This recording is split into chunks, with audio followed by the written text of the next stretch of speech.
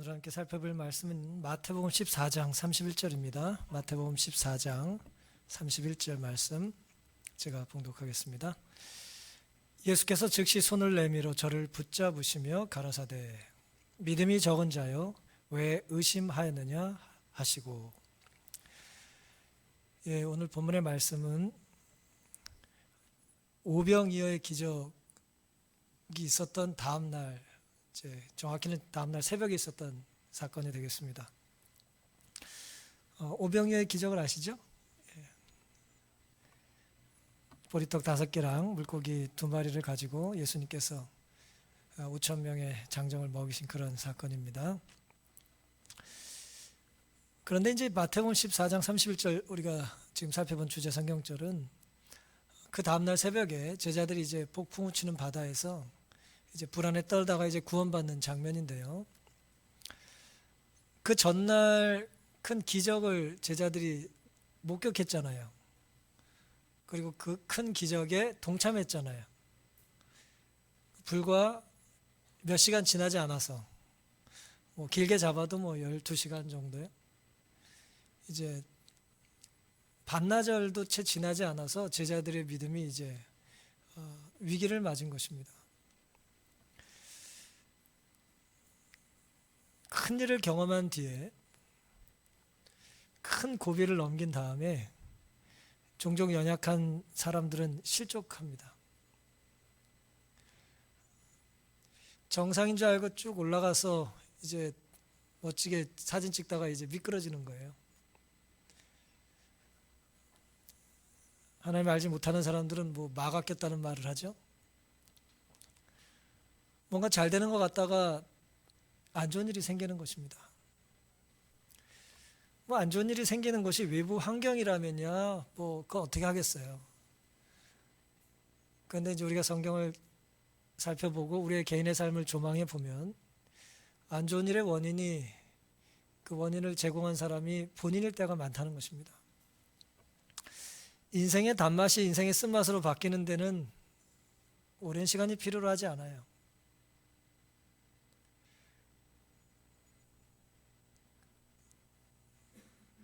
사람들의 환호가 비난으로 바뀌는 것도 오래 걸리지 않습니다. 예수님 없이는 살 수 없을 것 같이 뜨거운 눈물을 흘리던 신앙인이 예수님 때문에 못 살겠다고 예수님을 비난하며 떠나는 일이 그렇게 멀리 있지 않은 것입니다. 우리는 손으로 공기를 잡을 수 없죠. 소중한 것들을 잡을 듯 혹은 잡은 듯 여기지만 잡혀지지 않은 것 때문에 실망할 때가 참 많이 있습니다. 오늘은 본문을 중심으로 믿음과 의심 사이라는 제목으로 말씀을 드리겠습니다. 제목이 조금 무겁죠?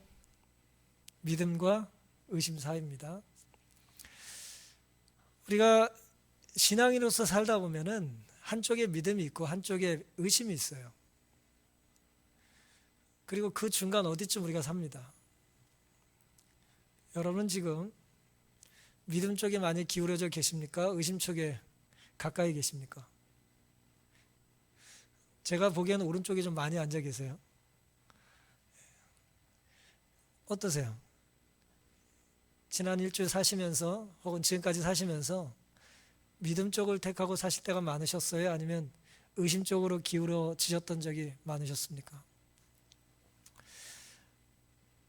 우리는 믿음과 의심 사이에 살면서 종종 의심 쪽으로 기울어지는 유혹을 언제 받느냐 하면은 마태복음 14장 22절과 23절에 보니까 예수께서 즉시 제자들을 재촉하사 자기가 무리를 보내는 동안에 배를 타고 앞서 건너편으로 가게 하시고 무리를 보내신 후에 기도하러 따로 산에 올라가시다 저물매 거기 혼자 계시더니 그랬습니다.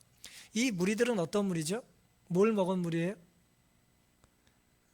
떡과 물고기를 먹은 무리들이에요. 오병이어의 기적을 목격한 사람들, 직접 체험한 사람들, 그 혜택을 누린 사람들이에요. 12광줄이나 남았던 그 놀라운 기적의 동참자들이에요.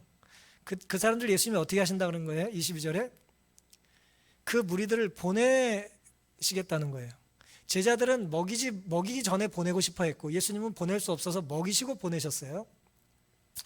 내가 무리들을 보낼 터이니, 예수님께서 제자들에게 그런 거예요. 그 사이에 너희들은 뭐 하라는 거예요? 배를 타고 건너편으로 가라고 예수님께서 말씀하신 거예요. 건너편 이제 가버나움을 말씀하시는 것입니다. 지금 이 기적이 베풀어진 곳은 이제 벳세다고요. 너희는 배 타고 가라는 거예요. 내가 나중에 갈 테니까 너희는 먼저 가라는 거예요.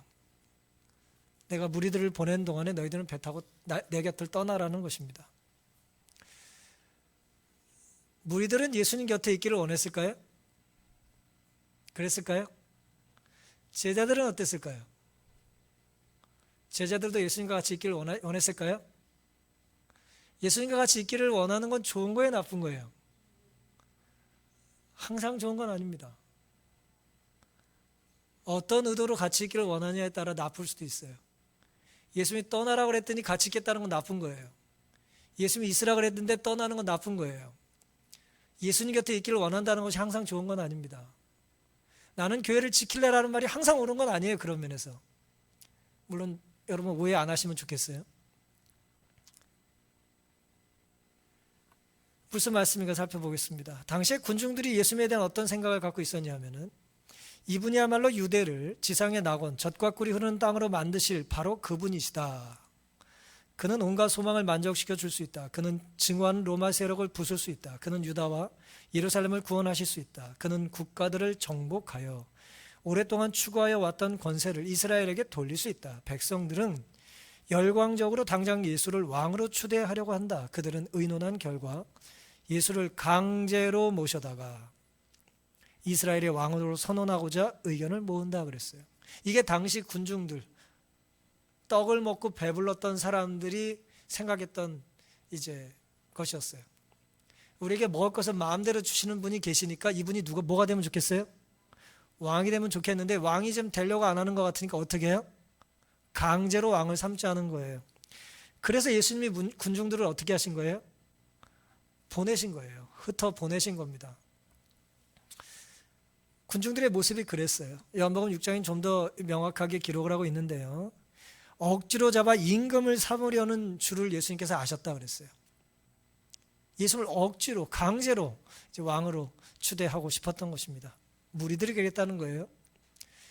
제자들은 달라는가라고 하는 거예요. 제자들은 주님께서 다윗의 보좌를 물려받을 정당한 분이라고 선동하는 데 있어서 무리들과 합세한다 그랬어요. 그러니까 무리들 생각과 제자들 생각이 달라요, 같아요? 다르질 않아요. 다르질 않습니다. 무리들도 예수님을 왕으로 삼고 싶어 했고 제자들도 예수님을 왕으로 삼고 싶어 했어요. 그들은 합세했다, 마음을 같이 해서 그 선동하는 일에 이제 가담한 거예요. 예수께서 이런 명예를 거절하시는 이유는 제자들이 판단하기를 예수님 왕이 되는 걸 자꾸 거절하고 계셨잖아요. 근데 제자들은 뭐라고 생각한 거예요? 예수님은 이런 명예를 거절하신 이유는 그가 겸손하시기 때문이라고 그들은 말한다 그랬어요. 이거 맞는 거예요, 틀리는 거예요? 예수님이 겸손하시다는 건 맞죠. 그런데 문제는 뭐예요? 겸손하시기 때문에 왕이 되실 마음이 있지만 되고 싶어 하지 않으시는 것 같은 행동을 취한다는 판단은 잘못된 거죠. 그렇죠? 백성들로 저희 구원자를 높이도록 하자. 제자들 말을 예수님이 잘 안 들으시니까 누구를 대동해요? 군중들을 이렇게 민중의 이름으로, 민심이 천심이라는 이름으로, 요즘 말로 여론이라는 이름으로 이제 예수님을 왕 삼자는 거예요. 그러면 제사장과 관원들로 하나님의 권위를 입으신 분을 공격하지 않을 수 없게 하자. 아니, 이스라엘의 지도자들이, 이 기득권 세력들이 예수님을 자꾸 무시했는데 예수님 왕으로 삼아가지고 좀 무시 좀 예수님이 안 당하게 하자는 거예요.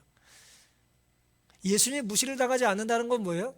예수님을 지지하는 자기들도 뭐 하겠다는 거예요? 인정받겠다는 거죠. 그들은 저희의 목적을 추진시키기 위하여 열심히 계획했다 그랬어요. 이것이 예수님께서 군중들을 흩으시고 제자들에게 배를 태워서 어서 떠나라고 하셨던 이유입니다. 오늘 우리의 마음속에 군중이든 제자들이든 간에 믿음과 의심 사이에 어디쯤 있는데, 예? 점 같은 우리 1차원적인 존재들이 2차원적인 선의의 존재를 한단 말이에요. 어디쯤 있어요 우리가 지금. 한쪽엔 믿음이 한쪽엔 의심이 있고 그 중에 어디쯤 우리가 있는데, 우리가 의심 쪽으로 기울어지기 쉬운 유혹이 언제냐면 예수님의 생각이 내 계획과 다를 때예요. 예수님의 제안이 혹은 예수님의 명령이, 예수의 말씀이 내 생각과 내 욕심과 같아요, 달라요? 다를 때라는 것입니다. 나는 뭐 해주고 싶어요? 높아지고 싶어요. 내가 높아지려니 누가 왕이 되셔야 돼요? 왕이 되게 가장 지금 인기가 많으신 예수님이 왕이 되셔야 돼요. 예수님이 왕만 되면 내가 뭐가 될 수 있어요? 한 자리 차지할 수 있잖아요.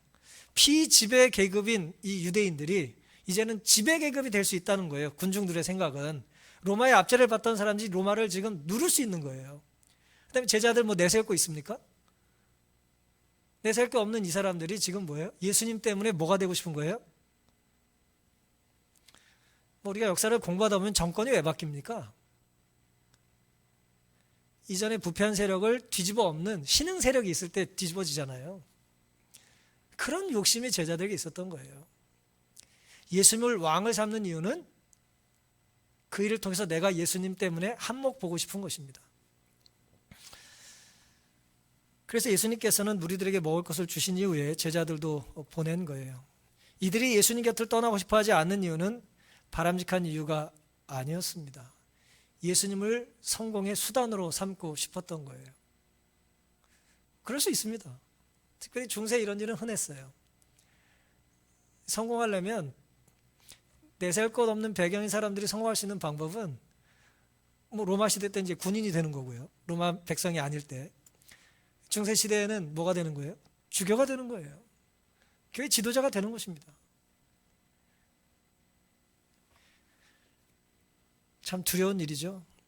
예수님을 섬기는 마음이 아니라 예수님을 수단으로 삼는 거예요. 그들은 강한 왕을 원했고 주님은 그런 능력이 있다는 것을 그들은 알았습니다. 자신들의 꿈을 이루어줄 영웅으로 예수님이 성공의 사다리로 필요한 거예요. 사랑하는 성도 여러분, 우리들도 당시 무리들이나 제자들처럼 어쩌면 자기 유익 때문에 주님을 섬기고 있는 것은 아닌지 생각해 볼 필요가 있겠습니다. 우리가 예수님을 섬기는 것은 불리하거나 유리하거나 판단해서 유리하기 때문에 섬기는 것이 아니에요. 물론 궁극적으로는 유리하죠. 궁극적으로는 그것이 옳은 것이죠. 하지만 이 땅에서 군중이나 제자들처럼 지금 교회 오는 게 유리하고 지금 교회 가지 않는 게 불리하기 때문에 온 것이 아니란 말이에요. 기독교의 이름을 내세우는 게 불리하고 잠시 내 이름을 숨기는 것이 유리하기 때문에 뭐 굳이 분별력 없이 내세울 필요가 없다고 판단하기 때문에 하는 것이 아니라는 것입니다. 주님을 섬기는 것은 유불리를 따지는 것보다 좀 더 깊은 의미가 있어요. 주님을 택한 것이 옳기 때문에 택하는 것이고 그 결과에 대하여는 우리는 1차적으로 그것을 염두에 두면 안 되는 것입니다. 높은 것을 올라가기 위한 수단으로 예수님을 섬기는 것이 아니라 내가 높아지든 낮아지든 주님이 명하신 곳이 옳은 곳이기 때문에 우리가 그곳에 있는 것입니다. 내가 높은 곳을 차지해야 구원 얻을 수 있다는 믿음, 그 연약한 민중들이나 제자들의 믿음은 거짓 믿음이에요. 가짜 믿음이에요. 그건 사단의 속삭임입니다. 오늘 우리는 이런 유혹에서 이제 이겨야 합니다. 또 의심과 믿음 사이에 때로 의심에 기울어지고 싶어하는 또 다른 모습은 뭐냐면은 24절부터 나타나는데요. 그리고 이제 제자들이 예수님 말씀을 어쨌든 듣고 이제 떠났습니다. 배를 타고 이제 떠났어요.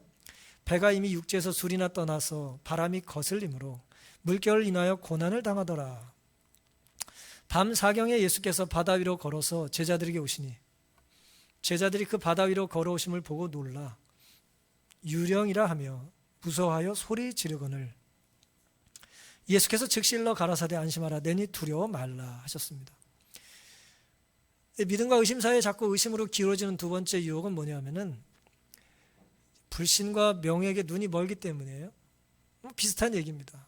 내가 높아지고 싶다 보니까 자꾸 엉뚱한 걸 믿고 싶은 거죠. 의지하는 거예요. 그리고 자꾸 나를 내세우고 싶어하는 명예욕이 우리의 눈을 가리는 것입니다.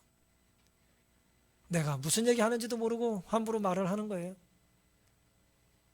주목받고 싶은 거예요. 뭐 연예인도 아닌데 연예병이 많아요. 우리가 다 인정받고 싶어하는 이제 명예욕이죠. 그럴 때 우리는 믿음보다 의심으로 기울어질 때가 많은 것입니다. 먼저 예수님께서 무리들을 보내시겠다고 하셨죠. 그렇죠? 그 모습에 제자들은 어땠겠어요? 좋았을 거예요. 왜요? 어차피 무리들과 같이 있길 제자들은 원하지 않았잖아요. 이제 뭐 해든 적고 뭐 먹을 것도 없는데 예수님 자꾸 제자들은 조언했잖아요. 이제 보내야 된다고, 더 이상 데리고 있으면 안 된다고. 너희들이 먹을 것을 주라는 엉뚱한 얘기를 하셨고, 뭐 찾아보니 뭐 어린아이가 뭐 오병이어 가지고 있는 걸 가지고 예수님께서 기적을 베풀어 주셨잖아요. 이제 그 모든 예수님의 명령이나 예수님의 말씀대로 이루어졌잖아요. 이제 그러니 군중들과 제자들이 같이 있을 필요가 있어요, 없어요? 없잖아요. 그래서 군중들을 예수님께서 보내신다라고 하는 것에 대하여 제자들은 좋았을 거예요. 근데 문제는 군중을 보내는 것은 좋았는데 누구도 가라는 거예요? 제자들도 가라는 거예요. 예수님의 말씀에. 무슨 말씀이냐면은 우리가 여기 이렇게 사람들이 있는데 예배 끝났으니까 이제 다 가십시오. 이제 그랬어요. 그랬더니 어떤 분이 이렇게 오더니 저도 갈까요?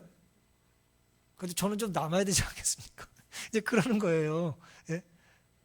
그래서 나는 여기 지금 이게 뭐예요? 이렇게 아주 그냥 내부 요인인데, 예? 핵심 멤버인데 나까지 갑니까? 뭐 이렇게 그런 질문이에요. 지금 제자들의 불만은 그겁니다. 배를 타고 가버나움으로 가라고 하셨는데 제자들 기분이 어땠겠어요? 무리들과 지금 자기들이 어떤 취급을 받은 거예요? 동급을 취급을 받은 거예요. 자기들은 무리들과 같아야 돼, 달라야 돼요? 다르잖아요. 어떻게 저기 지금 무리들과 자기들이 같아요? 나는 다른 대접을 받아야 되는데 왔더니 뭐라 그래요? 줄 서라는 거예요. 너도 줄 서라는 거예요. 아주 기분이 좋질 않아요.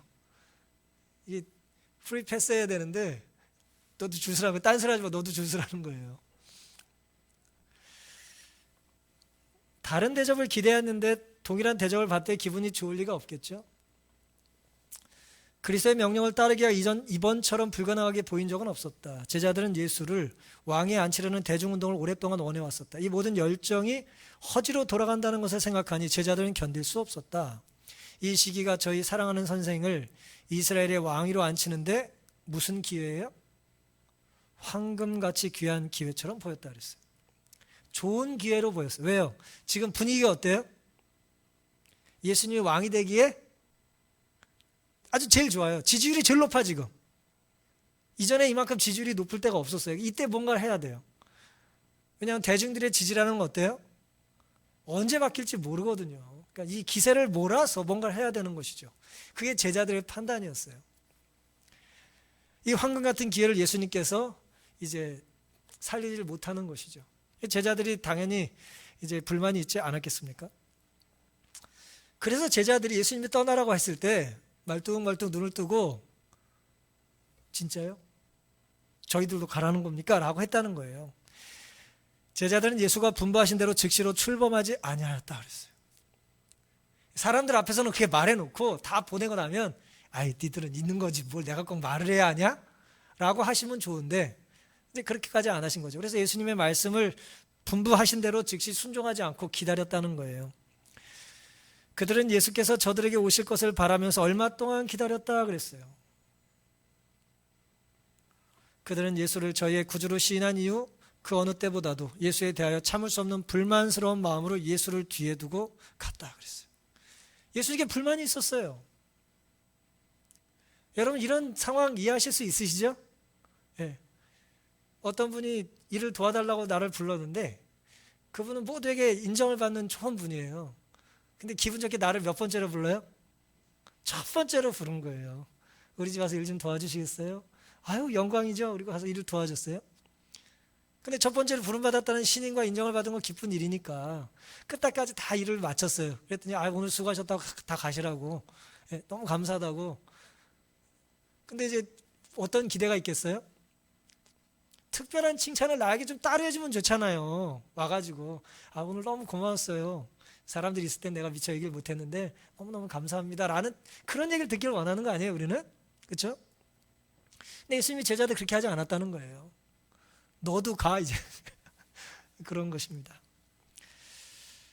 견딜 수가 없고 불만이 가득 찬 거예요. 이 상황을 화이트는 이렇게 말씀하셨습니다. 불신이 그들의 정신과 마음을 점령하고 있었다. 명예욕이 그들의 눈을 멀게 했다 그랬어요. 나는 저들과 뭐예요? 다른데 같은 대접을 지금 하고 계신 거예요.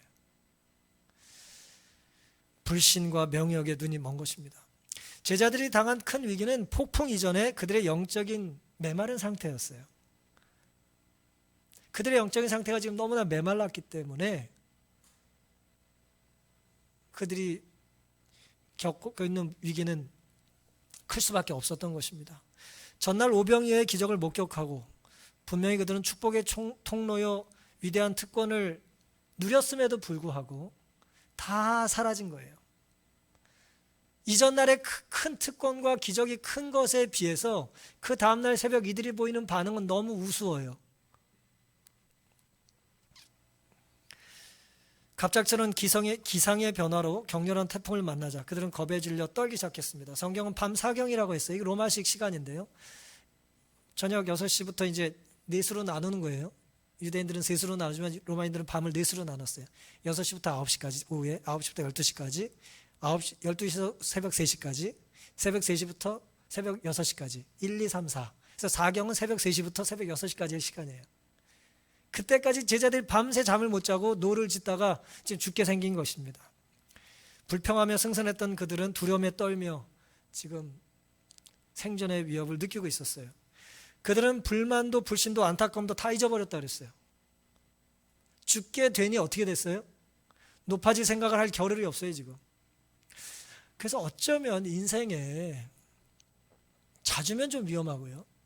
어쩌든 죽기 전에 진짜 적어도 한 번은 죽는 경험을 하는 게 나쁜 것은 아닌 것 같습니다. 내가 철저히 무력해지는 경험을 하는 것은 나쁜 것이 아니에요. 내가 소중하게 생각했던 것들이 다 헛된 것이다라고 하는 걸 한 번은 깨달아야 돼요. 명예와 욕심과 자랑과 물질과 이 모든 것들이 헛된 거다라고 하는 걸 경험하는 거예요. 죽음 앞에서. 죽으면 다 소용없는 거니까요. 제자들은 그래서 그 순간에 불만, 불신, 안타까움도 다 잊어버리고 지쳐버린 지금 이들은 어찌할 바를 모르면서 노적길을 단념하고 말았다. 저들은 폭풍과 암흑의 바다 가운데서 속수무책이라는 것을 깨달았고 또 저들은 선생이 함께 계셨다면 하고 갈망했다 그랬어요. 예수님이 같이 있으면 좋겠다는 이 두 번째 갈망은 첫 번째 갈망과 같아요, 달라요? 같은 갈망이지만 다른 의도예요. 맞습니까? 그전엔 예수님과 같이 있어서 내가 높은 자리를 한 자리 차지하고 싶어하는 어떤 보험 같은 걸 하나 차지하는 것이라면 이번째는 뭐예요? 이번에는 예수님이 계셔야 내가 죽지 않고 살 수 있다는 걸 고백한 것입니다. 하지만 예수님은 그들을 한 번도 잊지를 않으셨고요. 그들을 구원하십니다. 이제는 죽는다고 생각한 바로 그 순간 한 줄기 빛이 물 위에 그들에게 다가오는 신비한 모습으로 드러났다 그랬어요. 그러나 그들은 그것이 예수인 줄 알지 못했다 그랬습니다. 예수님이 오셨는데 예수님인지 못 알아봐요. 삶의 폭풍이 강하게 맹렬하게 몰아치면 그제서야 주님을 찾는 사람들이 있죠. 다시 말씀드리면 삶의 폭풍이 몰아치기 전에는 결코 주님을 찾지 못하는 사람들이 있습니다. 우리의 예수님을 향한 갈망이 느슨한 거예요. 절실하지 않은 거예요. 치러지 않은 거예요. 진지하지 않은 것입니다. 예수님 오시면 좋고 안 오셔도 괜찮아요. 이렇게. 예수님 없이 너무나 독립적인 삶에 익숙한 것입니다. 놀라운 것은 제자들이 예수님인지 알아보지 못하고 살려달라고 부르짖었을 때에 그 두려움 속에 외친 그 소리를 누가 들으세요? 주님이 들으신다는 거예요. 안심하니 내니 두려워 말라 말씀하십니다. 그러니 어제는 성공했고 오늘은 실패한다 그래서 주님을 향한 우리의 외침이 너무 맥 빠지고 힘 빠지는 소리가 되지 않기를 간절히 바랍니다. 주님의 위로에서 힘을 얻게 되시기를 바랍니다. 오늘 내가 직면하고 있는 두려움이 어쩌면 적어도 제자들 모습 속에서는 불신과 명예욕 때문이라는 것을 우리에게 알려줘요. 우리가 당하는 모든 어려움이 불신과 명예욕 때문은 아니지만 불신과 명예욕은 필경 우리를 불안하게 만들어요. 미국의 대통령이라도 불안하게 만들어요. 그 자리가 영원히 계속되지 않거든요. 우리나라는 단임제지만 미국은 끼케야 4년 중임제 아닙니까? 2번 할 때 혹시라도 내려올 때 불안하지 않겠어요? 이 명예욕은 우리를 안전하게 이끌어주는 것이 아니에요. 중요한 것은 내가 주님을 알아보지 못해도 주님은 나를 알아보신다는 것을 우리가 깨닫는 것입니다. 이제 오늘 주제 성경절 마지막 본문인데요. 믿음과 의심 사이에서 우리가 자꾸 의심 쪽으로 기울어지는 마지막 유혹은 이제 베드로의 모습에서 나타납니다. 마태복음 14장 28절. 베드로가 대답하여 가로되 주여 만일 주시어든 나를 명하사 물 위로 오라 하소서 한데 오라 하시니 베드로가 배에서 내려 물 위로 걸어서 예수께로 가되 바람을 보고 무서워 빠져가는지라 소리질러 가로되 주여 나를 구원하소서 하니 예수께서 즉시 손을 내밀어 저를 붙잡으시며 가라사대 믿음이 적은 자여 왜 의심하였느냐 하시고 밤에 배에 함께 오름에 바람이 그치는지라 그랬습니다. 여기 지금 굳이 말하면 세 부류가 등장하는 거예요. 첫 번째는 무리 전체라는 부류가 있고 두 번째는 제자들이라는 부류가 있어요. 그 다음에 베드로는 또 다른 부류예요. 그러니까 무리와 동급 취급을 받은 제자들은 불만이 많았죠. 그렇죠? 그런데 제자들의 모든 생각 속에서 우리는 다르다라고 하는 의식이 결코 끝나지 않아요. 뭐 예를 들어 운동 좋아하시는 분들, 예를 들어 운동을 하면 팀 운동을 하면 이제 우리가 응원을 하지 않습니까? 그럼 이제 우승을 했어 우리 팀이. 그럼 그 다음에 뭐에 관심 있죠 사람들이? 우승팀. 그게 끝이에요? 절대 그렇지 않아요. 최우수 선수를 찾고 싶어요. 누가 1등이냐 이거예요. 그 우승한 팀의 1등이 누구냐고 또 찾고 싶은 거예요. 베드로는 누구보다도 그게 강했어요. 그래서 예수님이 물 위에 걸어오시는 걸 보고는 뭐예요? 주님이시면 나도 물 위에 걷게 좀 해달라고 그랬어요. 예수님이 오라 그랬어요. 걷다가 물에 빠지죠. 우리가 잘 아는 내용이에요. 바람을 보고 무서워 물에 빠진 거예요. 물에 빠져가다 또 살려달라고 그러고 예수님이 손을 내밀어서 믿음이 적은 자여 왜 의심하였냐 그러셨어요. 여기서 우리는 베드로의 문제가 무엇인지를 이제 생각해 볼 필요가 있는데요. 베드로는 제자들과 같은 취급을 받는 거에 만족을 못했어요. 제자들 중에서도 나는 뭐예요? 달라야 돼요. 달라야 된다고 생각하는 거예요. 물론 이 생각을 베드로만 한 건 아니에요. 제자들도 그런 생각을 했지만 베드로처럼 튀지가 않은 것뿐이에요.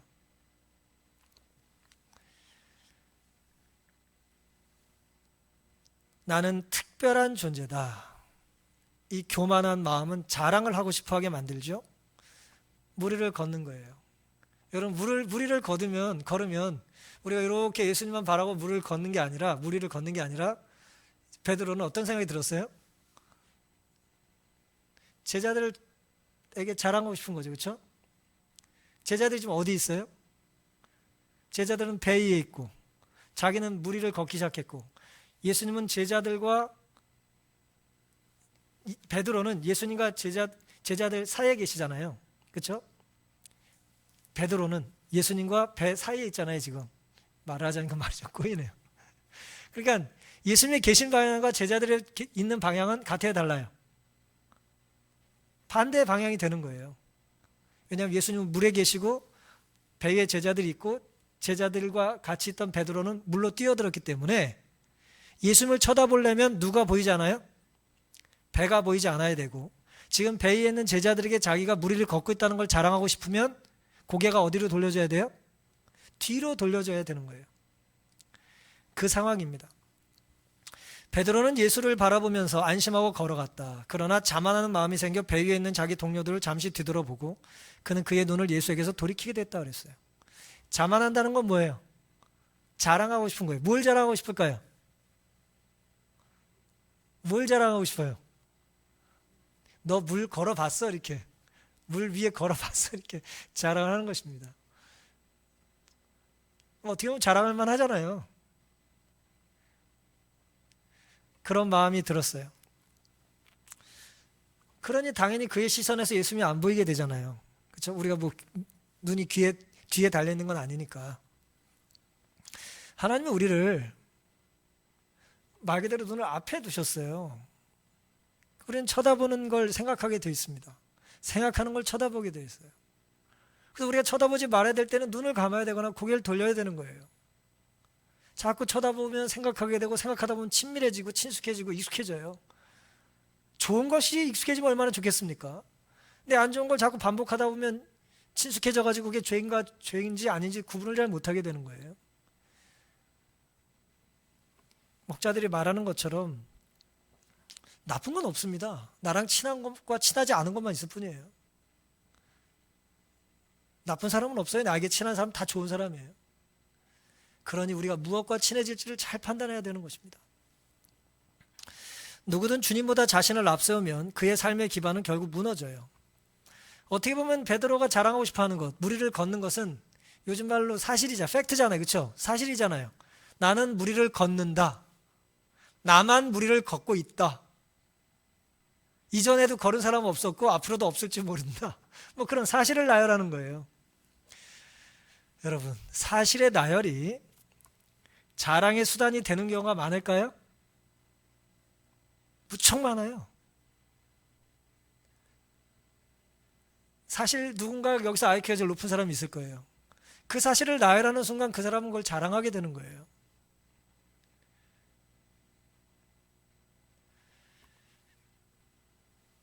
무리를 걸은 자신을 자랑하기보다 자신같이 현찮은 사람을 무리도 걷게 하신 주님을 자랑하면 얼마나 좋았을까요?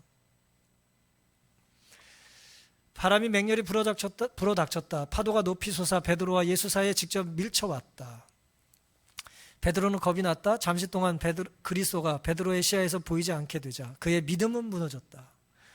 예수님이 보이지 않다 믿음이 무너졌대요. 흥미롭죠?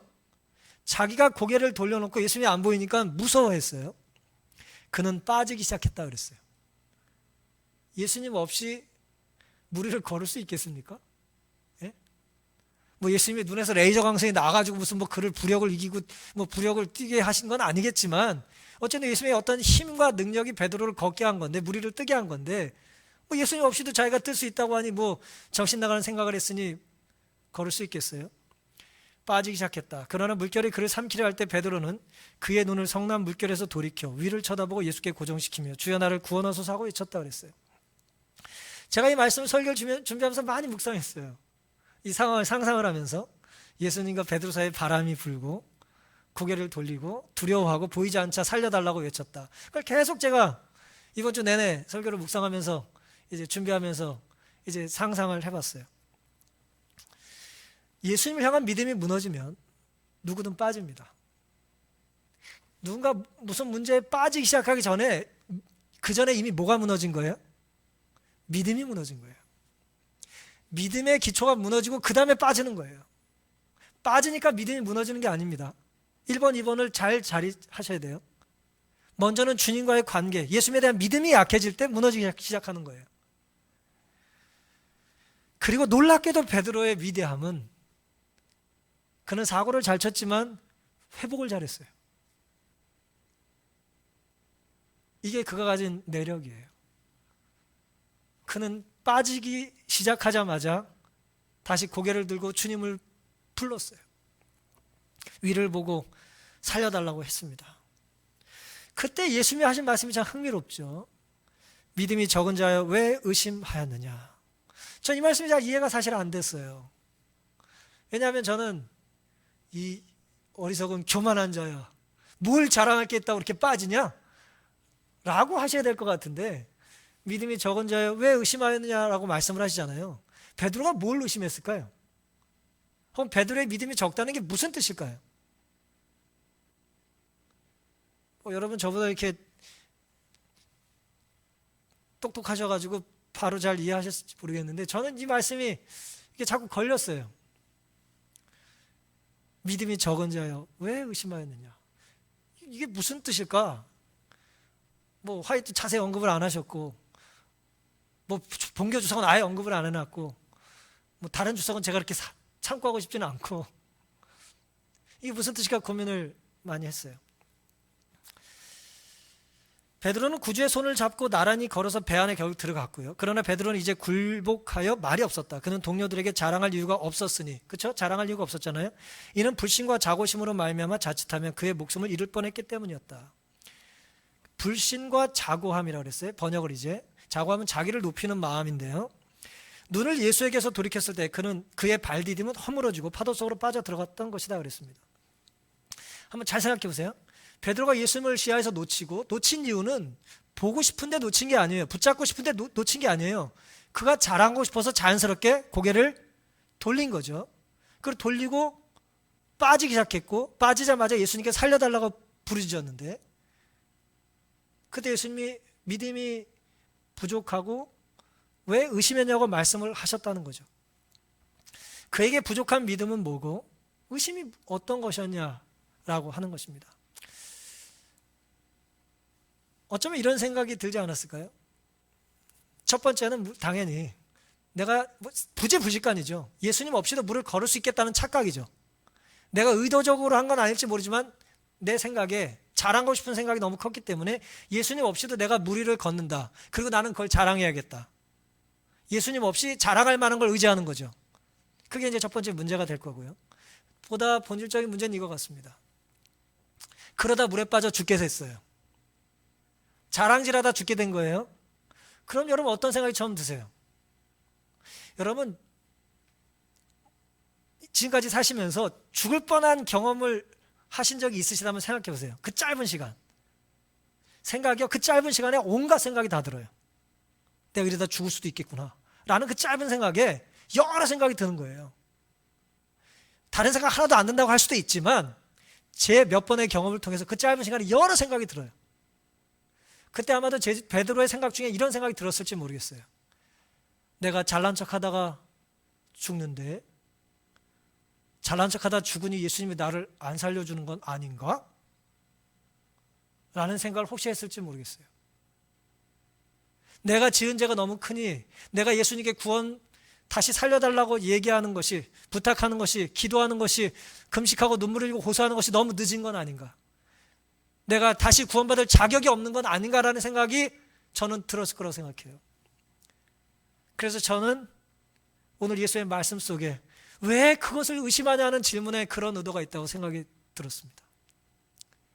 왜 의심하냐? 네가 뭘 잘했다고 구원받는 게 아니라 네가 아무리 잘못했어도 내가 널 온전히 구원할 수 있다는 걸 왜 온전히 믿지 못했느냐라는 그런 의미가 포함되어 있지 않았을까라고 하는 것입니다. 우리는 진정 이 교회의 일원이 되어 하나님이 나온 백성이 돼서 대단한 사역을 이룰 만한 자격과 가치가 있습니까? 우리 과거에 우리의 어떤 경력이랄까, 과거에 우리의 헌신이 그렇습니까? 그렇게 투명하고 훌륭합니까?